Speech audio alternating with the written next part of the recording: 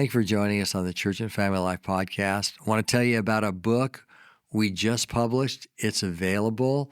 It's a catechism for diagnosing and restoring the Christian home. It's called What is a Family? I hope you go out and get that book. And Jason and I are going to talk about it. Hope to see you at the conference.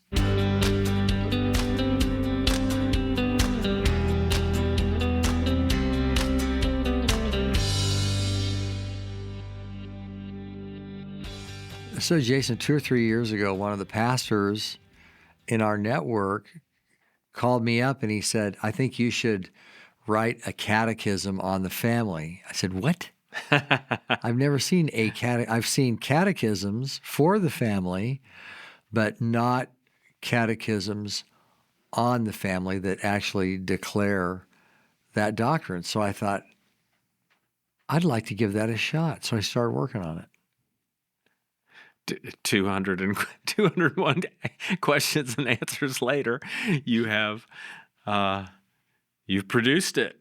Yeah. That's why he said, because there's really not one that we're aware of, but there's ground that has been lost, and it's been our work, together to try to claw back that territory. Yeah. And, I wanted to put this together really for a new generation, okay? And it's a catechism for restoring and really diagnosing the Christian home. So I hope people use it for that. They'll diagnose their own understanding of what family life is all about. Mm-hmm. So this gives families, parents teaching their children about families, a way to lay down a firm foundation for how to think about families, how to prepare to have a healthy biblical family. So this is about foundational things that has been lost, even among Christians, and needs to be reclaimed, especially by Christians. Foundational and also the deeper matters as well. Here's why I think this is an important work. There are moments in history when people forget who they are and they forget how they're supposed to function. And that definitely has happened in our times. In the last century and in this century still, even in the church, we've traded biblical wisdom for pragmatic, culturally driven ways of going about family life. And I so appreciated this brother who asked me to do it because I thought this is a way to drive a stake in the ground on all the particulars of family life, to recover it. Church of Family Life in many ways has always been a Trojan horse for the doctrine of the sufficiency of Scripture. In other words, we've been focused on church and family life and those associated issues. But what we've really cared about is setting forth the Bible as sufficient for all matters, dealing with doctrine and practice for the people of God, both inside and outside the church. And so this is a way to call parents to trust the Bible with all their hearts on the building of a family. And why is that important? Here's why it's important, is because this period of history will go down as one of those times when we really departed from a sufficient Scripture. And the family has become a house of inventions, man's inventions. And so the doctrine of the family was largely forgotten in the 20th century, and it continues on today, being recovered all over the place like we've never seen it before. So it isn't all bad news. I think there really is a reform movement of the family afoot today. You have men and women who are leading family worship that it almost never happened in the 20th century. Scott, we've had a hand in working on translation work in Malawi, Africa. And one of the amazing things that we've experienced from that is hearing tales back from our brethren in Malawi about how they hear from people who have gotten their hands on these translated works, and they have no idea how that book could have gotten to that person in that place. And that makes me think about this catechism. You know, we're in sort of a small pond in some ways, but American Christianity is much larger from that. And we would be delighted if we would hear in years to come that this catechism has made it to places that we wouldn't expect it to, among people that we wouldn't expect it to. Because honestly, these things, these fundamental things about family life are needed so much beyond just they're needed in our small pond, but needed so much beyond the borders of our, the people that we normally interact with.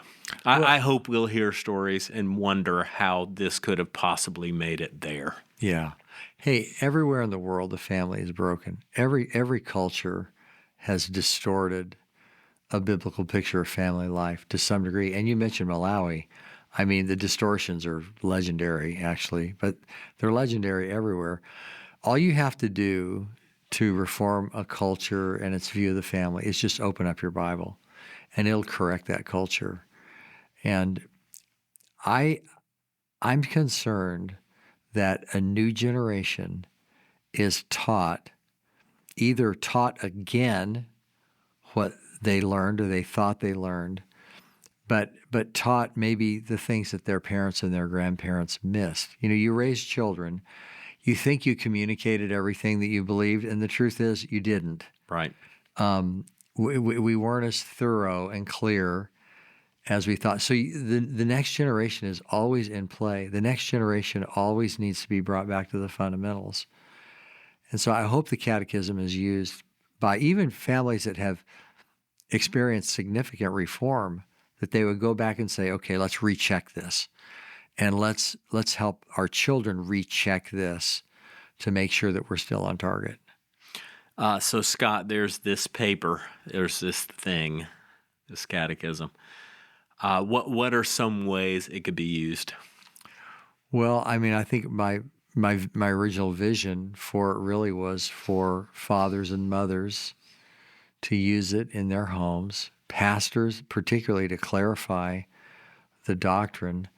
But I want it to be a practical tool. That's why we've broken it up into various kind of helpful sections. There's, there'll be a series of questions in a category, and then we ask some reflective questions, and then we make some suggestions for parents, help for parents on how they can deal with this, and then and we also present discussion questions, specific discussion questions for the family to talk about it. So I think there are different ways we hope it's used. So dads and moms, the dinner table can be about a lot more than just dinner. Yeah. What if you had this catechism and you rolled out a question and an answer a couple of nights a week, and then just kicked it around, meaning just discussed it. Yeah.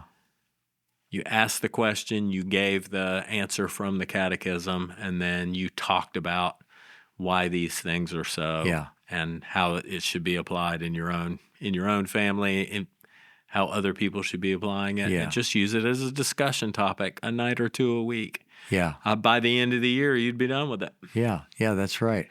Yeah, I'm hoping that's how it'll be used around a dinner table. And a father or a mother, they can open it up, read a few questions, and say, how does this diagnose our family? How do we come out with what the Bible says about our family and the way they're functioning? Are we in line with Scripture or not? So I hope it's like you say. I hope it's a companion at the dinner table. Just takes a few minutes. The questions are short. They're very clear. Lots and lots of scripture proof for each one of the questions, and it takes on the most controversial matters of family life, of gender and sex roles and things like that. You're a pastor. I'm a pastor. Have you given some thought to how pastors could make use of this catechism? Well, they could teach from it. You can preach from this catechism. You really can. There are catechisms like that. Fisher's Catechism, you can preach from it. There's a doctrinal category, and the bullet points are so clear, you could actually preach remarkably clear doctrinal messages from Fisher's Catechism. You can do that with this too. A pastor could do a whole refresher course for his church and preach through the points, and he would have all that he would need and then he would need to apply it, of course, to his local situation. How is this organized? How did you divide it up?